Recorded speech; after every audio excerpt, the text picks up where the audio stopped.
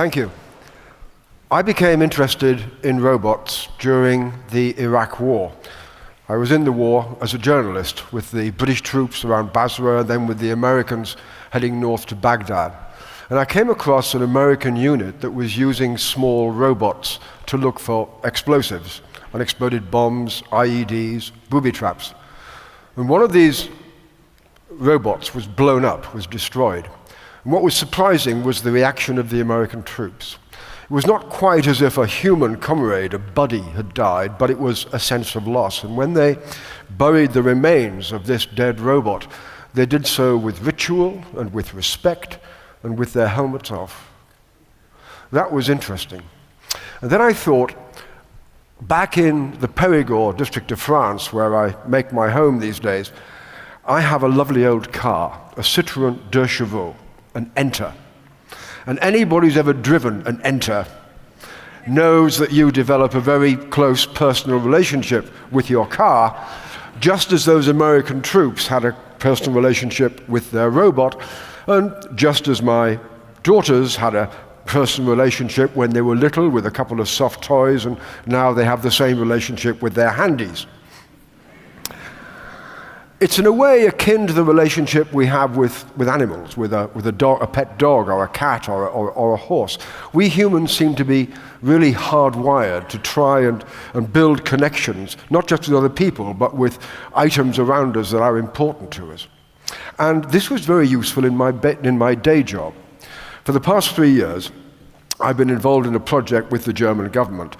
I run a think tank back in the States, and colleagues in the A.T. Kearney consulting firm had arranged with the German government to do a long-term project helping German officials and politicians and business leaders and labor leaders to think about what we need to be doing now to prepare for the entirely new kind of economy and environment we're going to have in 50 years' time.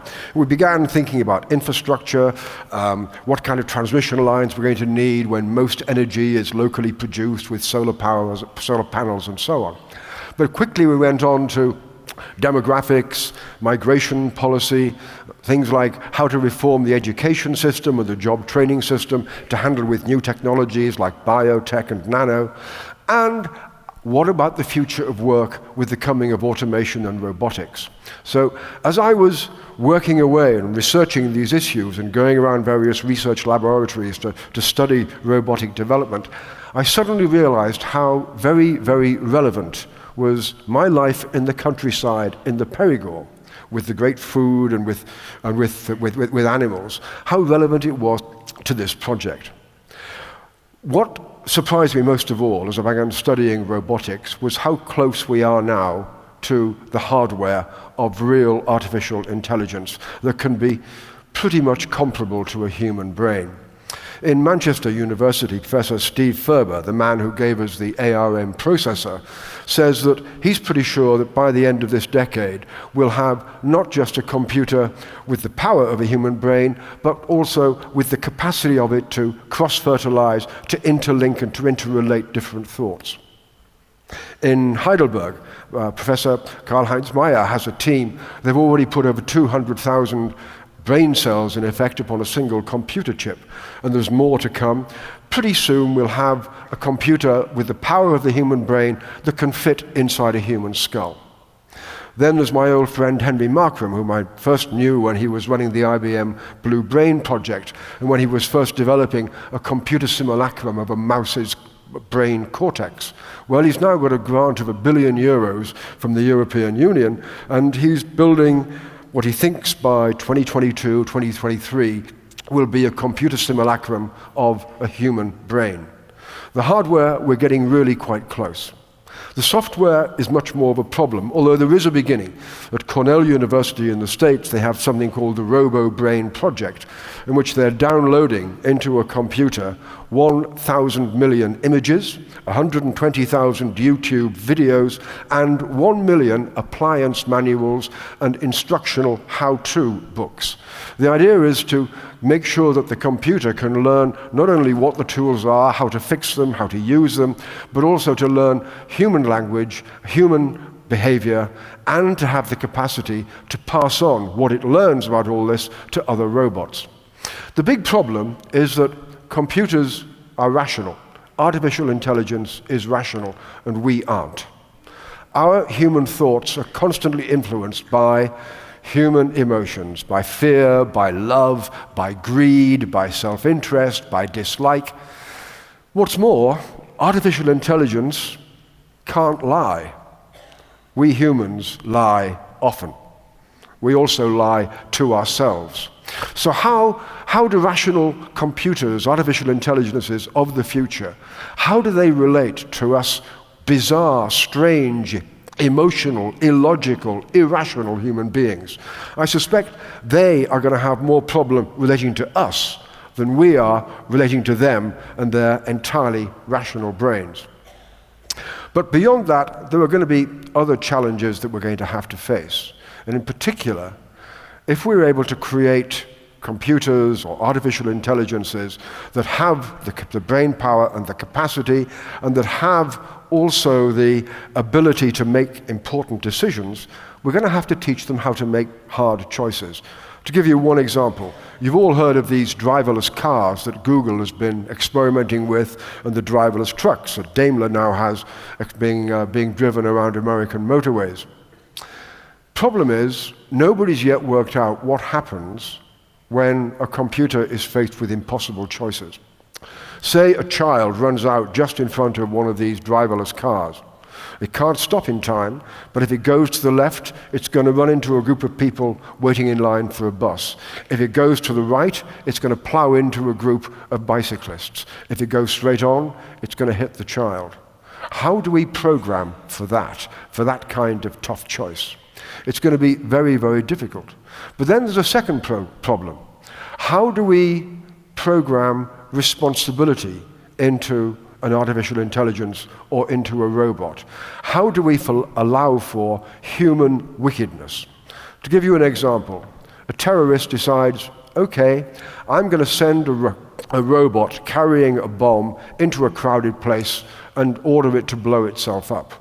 Well, do we make sure the robots have a self-preservation program inside?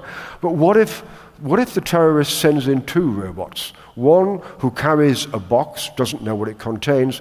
The other one has a cell phone in which he dials a certain number which detonates the explosive.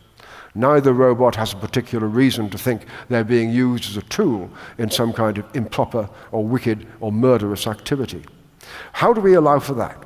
How do we control for that? Well, we're going to have to, in a sense, start teaching artificial intelligence something about ethics.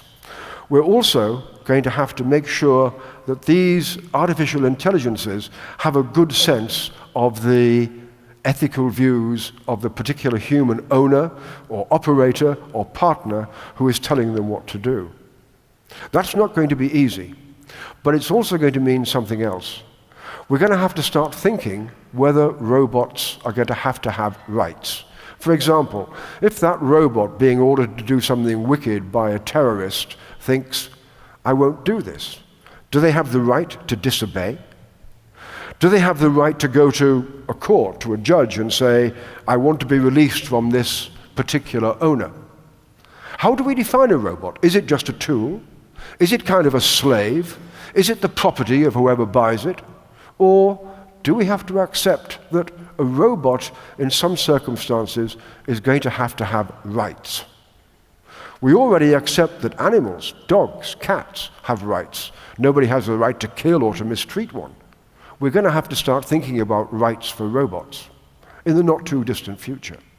One of the characters in my novel, a woman who works on some of these issues about the ethical future of robotics, actually suggests that because it's crazy to send human beings who need air and water and food and protection from radiation into outer space, we're going to explore and exploit the cosmos with robots. Difficulty is, how do we keep them under control when they're that far away? How do we even communicate with them when they could be light years distance? Will we not have to negotiate some kind of treaty with the sovereign state of outer space robots at some point? These are issues that are already starting to interest philosophers and people who are trying to work out what it is about robots in the future that we're going to have to think about and watch out for. But it still leaves a problem of human consciousness that nobody has yet quite managed to define. The person who came closest is the British scientist Stephen Hawking, who said that, in his view, human consciousness is like a computer program inside the human brain. And once the brain is turned off, like a computer, then the program ceases to run. But it would be possible, Hawking added, to recreate a personality on a neural network. It would be a real challenge and very difficult because you'd also have to download all the memories of that particular personality. Memories are tricky. Memories are partial. We often disagree when two people try to remember the same event. Memories are highly subjective. But wait a minute, I'm a novelist. I create personalities, characters on a regular basis. I invent memories and pasts for them. This shouldn't be difficult. And so I've now been proposing that what we need to do when we have this artificial intelligence is to download it with literature and movies. If we can download it with enough of our novels, of our plays, of our films, they can start to give the robots some kind of artificial memory, some kind of artificial basis upon which to operate. And at that point, I began to have real fun as I thought, which particular movies are going to be really, really useful for the robots? And I thought, well, okay, Das Wunder von Bern, for the love between parent and child and the importance of sport. I thought Braveheart by Mel Gibson for the dangers of patriotism and the seductive force of an inspirational leader. I thought of Das Boot for war, fear, terror, aggression. I thought of Zeffirelli's Romeo and Juliet for the sweet power of love, and of Casablanca for the way love can soften a tough guy like Humphrey Bogart and turn him into something quite noble. But I thought that the film that might be the most useful is a Western by John Ford, a great movie called High Noon, in which Grace Kelly plays a very devout Quaker and a convinced pacifist who nonetheless, in the climax of the film, picks up a gun to shoot a man in order to save her husband's life. And I thought, I can just see robots grappling with that idea, robots programmed not to harm a human being, and seeing how a convinced pacifist would overcome their innate training and go ahead and do so. But say we can tackle all of these problems of the consciousness, of the ethics, of the responsibility, and of the rights, and I'm sure we will be grappling with these in the course of many of your lifetimes, then we're going to also have to do something about socializing the robots. And this is what brought me back to my life in the countryside in France.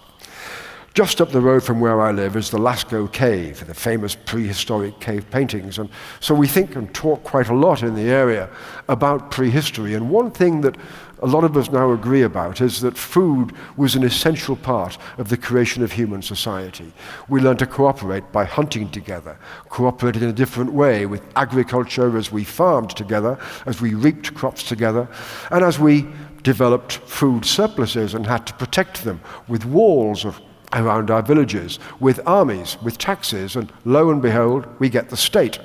All of this comes as a result of our preoccupation with our essential energy supply, which is food. But food is also a sacrament that brings us all together. And at some point, we're going to have to think about how we socialize artificial intelligence into our human society. And one way we're going to be able to do it, I suspect, is going to be by training. And that's one thing we humans have got a lot of experience at. Tens of thousands of years we've been training dogs and horses and domestic animals. We're going to be able to train robots. How do we do that? Well, I train my basset hound with the classic reward principle. I give him treats of food, I give him praise, I give him encouragement. How do we use such a mechanism with robots? Well, quite simple. They have food, only it's just plain energy supply. And the kind of robotic vacuum cleaners that you can now buy for a couple of €100 are, like many other electronic devices, they are programmed to start getting nervous when their energy supply, if they're on battery, falls below a certain level. So we can use energy to either create stress or to relieve stress in artificial intelligence in robots. We can also, I think, perhaps use it to socialize together. In fact, I can almost see the day when we sit around the family dinner table with a bunch of friends and a bunch of robots. The humans are all eating and drinking, and the robots are plugging in. Moreover, this is where, as a novelist, my imagination starts to run away with me. I start thinking, we can modulate not just the quantity of the energy we provide, but maybe we can modulate the quality as well. Have a particular pure level of voltage and amperes that runs perfectly evenly, or even beyond that. We can start convincing the robots that there is a life of gourmet enjoyment of energy for them, just as of gourmet enjoyment of food for us. Here, we will say, is a wonderful bracing current, fresh from the wind farms of the North Sea.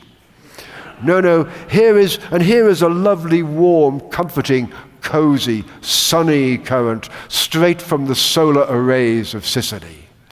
Or here is a wonderful, fresh, clean alpine stream power, straight from the hydroelectric plants in the Alps.